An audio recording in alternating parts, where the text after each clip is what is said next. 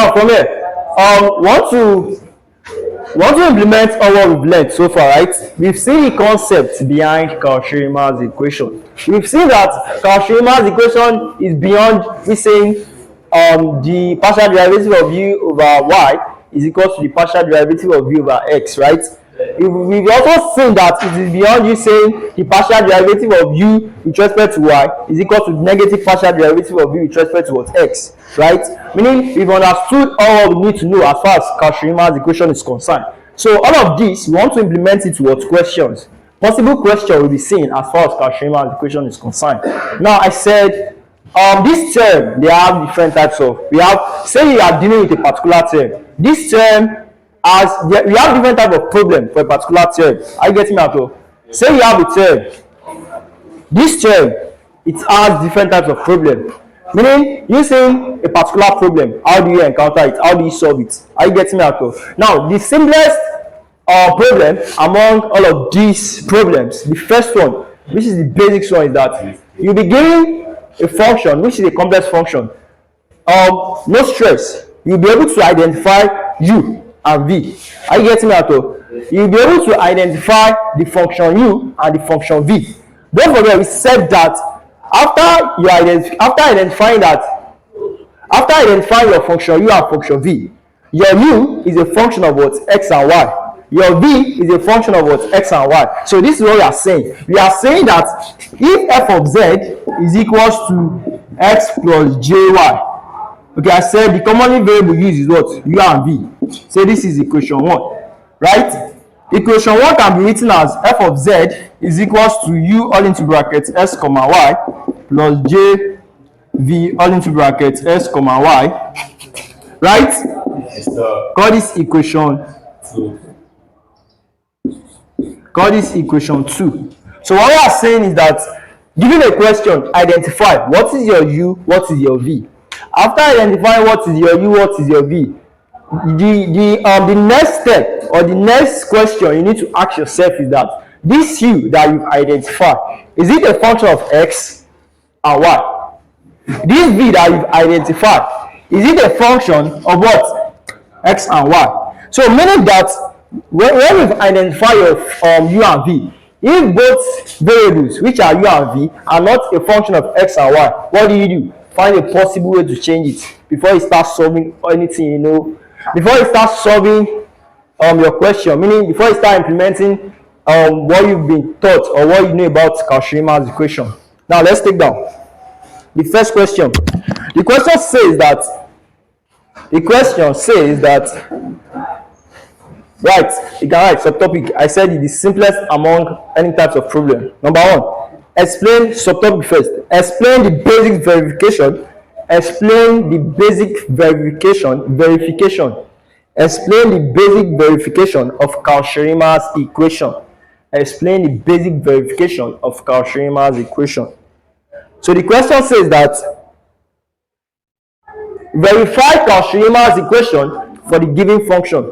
Verifies Cauchy-Riemann's equation for the given function. Verifies Cauchy-Riemann's equation for the given function. Alright, you've not been given this function. Your expected function is what? Is it a real function or a complex function? I'm asking a question now. I said, are we together, please? Alright, I said, number 1, verifies Cauchy-Riemann's equation for the given function. You've written that, right? Now I'm now asking this simple question. You've not been given the function or you've not been told the function, but you know that you're under Cauchy-Riemann's equation. The expected function should be what? A complex function. A complex function. Meaning that if you are giving a non-complex function or a function that is not complex, it means that something is wrong, right? Something is wrong. Alright, now this function, it says f of z is equals to x squared minus y squared. F of z, you are giving f of z is equals to x squared minus y squared plus j 2xy. All right, solution.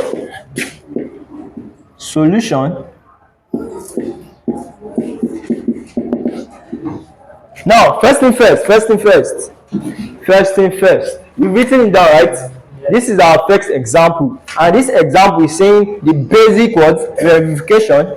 The basic what? The basic verification of what? Cauchy-Riemann equation. Alright, now from here, you are given this function, right? I said when it comes, note, or you should know this, the steps remain the same. What did I say? The steps remain the same. That's the beauty, that's one of the beautiful thing I love about engineering. Just because me knowing this principle, given any question, I'm implementing same steps. Are you getting me? I'm applying same steps. Now, as far as Cauchy-Riemann equation is concerned, the steps remain the same. Now, your first step, or you say first thing first, compare the given function. Okay, let me ask this. It's going to be an interactive class now, because I want to believe that by now we all have the knowledge, or you say you have the idea on what Cauchy-Riemann equation is saying, right? Now, given this function, what's the purpose of me applying Cauchy-Riemann equation to this function? To tell you what the complex differentiability of this very function, right? That's number one. Number two, if it is what? If the partial derivative is continuous. Just that if your partial derivative is not continuous, you won't be able to obtain your derivatives. You won't be able to obtain your derivatives. That's the meaning. Alright. There's more to it, right? To check the what? Analytics of the function, or you say holomorphic, right? By holomorphic, we are saying at each point we can differentiate. It is differentiable. So that's it. That's the purpose of we giving this function, or you want to apply Cauchy-Riemann equation to this function, right? Now, from here, first thing first, do comparison. Doing comparison, identify your u, identify your v. Identify your u, identify your v. What's your u? What's your v? What's x squared minus y squared? Okay, he said your u must be a function of x and y, right? So doing comparison, you are saying this guy is equals to what? X squared minus y squared. Alright. The next one is what? Identify your v. What's your v? V is a function of xy, which is what? 2xy. Alright. Now from here, since we've said it previously, we said Cauchy-Riemann equation, it is a test.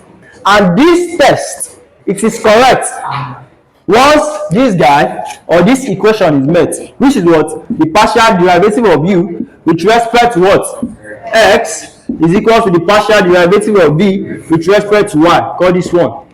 Number two is what? Number two is what? The partial derivative of u with respect to y is equal to negative partial derivative of v with respect to x. Call this equation 2. Meaning that your test, meaning test, this test is correct when equation 1 and equation 2 is met, or when equation 1 and equation 2 is satisfied. Now, from equation 1 and equation 2, I have 4 unknowns, right? The first one is what? Partial derivative of u with respect to x, right? Partial derivative of v with respect to y. Partial derivative of u with respect to y. Partial derivative of v with respect to x. Now, the question is, how do I obtain these partial derivatives? Come back to what you've identified. Now, let's solve the partial derivative. From you, say this is equation 1. Say this is equation 2. From equation 1 and equation 2. Okay, let's take it from equation 1 first. From equation 1, from these two equations, which is 1 and 2, I have 4 unknowns, right? From equation 1, how many unknowns do you think I'm going to get? 2, which are what? Partial derivative of what? Partial derivative of u with respect to x, and partial derivative of u. Similarly, equation 2, what do I get? Partial derivative of v with respect to x and partial derivative of v with respect to y. You can just imagine in this way, or you understand it this way. Say u with respect to x, u with respect to y, v with respect to x, v with respect to y.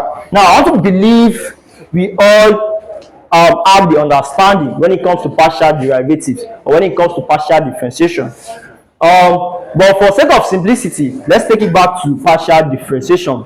Let's just solve this very question. Say you have this guy, this first question, 2x cubed, and number 2, 2x cube y. Question says that I'm giving two questions in the exam, or it's in the test. Question says that differentiate. Question says what? Differentiate. You know, the question says that differentiate. It is not telling you what to differentiate or what are you differentiating. You know, after differentiating a particular function, I can have the p, the t, the m, the x, a lot of differential function, right? So now, given question 1 and question 2, question says that differentiate from 1. What? Okay, let's say y. Let's say y is equals to this function, and it says z. Okay, let me use z in both cases. Let's say z is equals to this function, or let's write this in a better way. Say this function is f of z, and this is also f of z. Now, question says that differentiate. What do you differentiate here? 6x squared. What's giving you that 6x squared? No, x. dz over dx, right? dz over dx. You are saying dz, sorry, mind you, this is what? Total derivative. You are saying dz over dx is equals to what? 6x squared. In this case, what's your derivatives? I'm having how many? 2, which are what? dz dx. The other one dz dy. Now, what's your first one? Your first one, which is dz dx, is what? 6x square y. Then dz dy is what? 2x cubed. 2 what? 2x cubed. 2s cubed. All right. How do you get these two guys? He said, I'm differentiating with respect to x, meaning x is my interest. I will take other as constant. Now, initially, this is the function given. Since I'm differentiating with respect to x, identify what is the function of x, s cubed. Differentiate s cubed. What do you have? 3s squared. 3s squared multiplying the constant you have left. 3s squared multiplied by 2, you have 6s squared. Multiplied by y, you have what? 6s squared y. So this is how you guys got this for me. Similarly, I'm having dz dy. Y, in this case, y is my what? Interest, right? Now, identify the function of y. Meaning what? 1. Right? When you have z is equals to y, it's the same thing as writing z is equals to y raised to power 1. Meaning that invisible one, we have invisible one here, right? Meaning that f prime of z is equals to 1 times 1 y raised to the power of what? 1 minus 1, right? This becomes what? 1 times y raised to the power of 0. Anything raised to the power of 0 is what? This is equals to what? 1. Meaning from here, the one you've gotten, multiplying the constant, meaning 2 and s cubed, you obtain this value. So this is what we are implementing here. Alright, now with this idea, your partial derivative of u with respect to x becomes what? Back to equation 1. What do you have? Now I want interactive class. Are you getting me? Now from this first one, the partial derivative of u with respect to x is what? 2x. Alright, you are saying the partial derivative of u with respect to x is equals to what? 2x minus, or you say plus 0. We've treated this guy as what? Constant, but we are not showing it. Alright, I've gotten this first guy. The next one is what? From this, I'm still on equation 1. From equation 1, what do I have? Partial derivative of u with respect to what? Y. This becomes what? Negative 2y. I've gotten this also. The next one, I'm having the partial derivative of v with respect to x. What's the answer? Partial derivative of v with respect to x. What you did here? The same idea. What do you have? 2y. By the time you differentiate x, you have 1. 1 times 2, 2. 2 times y, you have what? 2y. 2y. You've gotten this also. Lastly, the partial derivative of v with respect to y.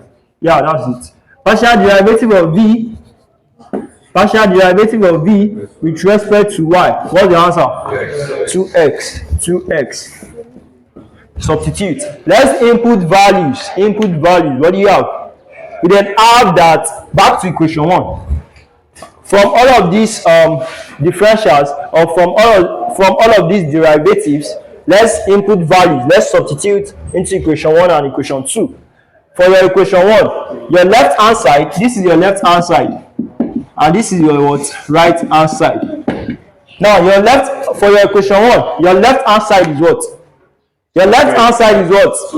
2 du dx. Your left hand side is what? Partial du over partial dx. What's partial du over partial dx? 2x, right? 2x. Your right hand side from equation 1 is what? Partial dv over partial dy. What's your partial dv over partial dy? 2x. This is 1. Next up, equation 2. What's the left hand side? Partial du over dy. What's the partial du over dy? Negative 2y. Negative 2y. Your right hand side, what do you have? Negative partial dv over dx, right? Identify. What is partial dv over dx? Yeah. 2y. Multiplying this negative, it becomes what? Negative 2y. What can you say about this? Meaning this given function, what? Does it only satisfy Cauchy-Riemann's equation? Alright, take that correct. He said this equation is satisfy Cauchy-Riemann's equation. When you say Cauchy-Riemann's equation, it has characteristics or it has features, right? Now, when you are saying it satisfies Cauchy-Riemann equation, right? But to show your examiner that you truly understood what Cauchy-Riemann equation is saying, or you know what you are saying, right? The function is predictable. It is smoothly, it goes in a smoothly manner, right? Are you getting at all? We've seen all of this, so it shouldn't be strange to us. When you say holomorphic or you say analytic, meaning it is smooth, meaning it does not have any curved edges, right? So you can just chip all of this in, you can just write it. Then not only that, it means the partial derivative is what? Continuous. The partial derivative is continuous. So meaning it is left to you up to this level, right? Therefore, Cauchy-Riemann's equation is satisfied. Then you can still write your choice. You can still write what you want to write. But for me, I'll be writing that I'm going to write that therefore the given function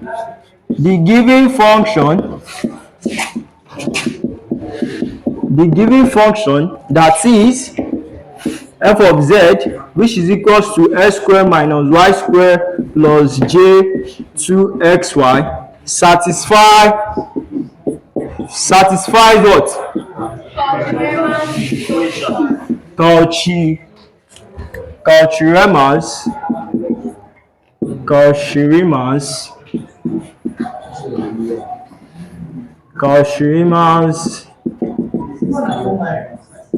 equation. So that's my conclusion. Any question before we proceed? No question. So meaning the function is a well-behaved function. Number 1. Number 2, it is differentiable or it has a complex differentiability at each point. Let's say you want to represent this complex function on Argand diagram. Complex number is represented on Argand diagram. Now say you want to represent this complex function on Argand diagram, meaning you have something of this nature, right? So let's say we've done our representation. I'm having this. This is B. This is A. This is my imaginary part of Z. This is my real part of Z. Let's assume that we have about 3 points. Let's say this is the first point, this is the second point, third point, fourth point. With this Cauchy-Riemann equation, or what we've done so far, for this particular equation, for this particular complex function, it means, say this is your first point, meaning it can be, at this point, it has a complex differentiability, right? At this point, it has a complex differentiability. At this point, it has a complex differentiability. Lastly, it has a complex differentiability. Can you now see the way we related the theoretical explanation to question giving? Meaning Cauchy-Riemann's equation is beyond we solving this guy. And we say that, okay, Cauchy-Riemann's equation is satisfied. What is the concept behind it? Alright, let's take our next example.